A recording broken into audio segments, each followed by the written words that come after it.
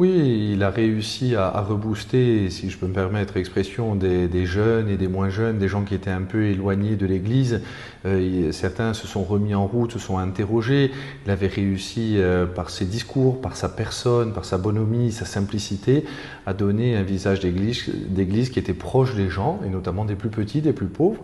Et je crois que ça touche véritablement le cœur de l'Église, le cœur des fidèles, et des gens qui sont un peu parfois à l'extérieur, qui ont un visage un peu tronqué de l'Église. Le message passait plus facilement quand on parlait de l'amour de Dieu pour l'ensemble de l'humanité que lorsqu'on rentre parfois dans des discours de théologie trop complexes.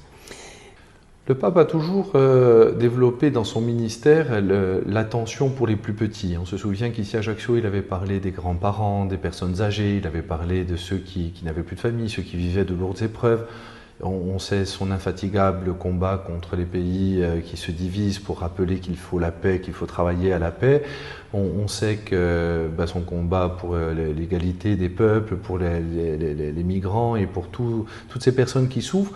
Je pense que tout le monde pouvait se reconnaître à un moment donné ou à un autre dans le discours du pape parce qu'il avait cette capacité en bon jésuite de rendre l'évangile pragmatique, c'est-à-dire pour chacun d'entre nous, pour chacune de nos vies, et il nous encourageait toujours à reprendre la vie, à reprendre la mission, à reprendre l'annonce de l'évangile pour nous les prêtres notamment, donc de se dire, eh bien voilà, vous vivez un moment difficile, le Seigneur vous rejoint et il vous guérit, il vous relève et il vous envoie en mission.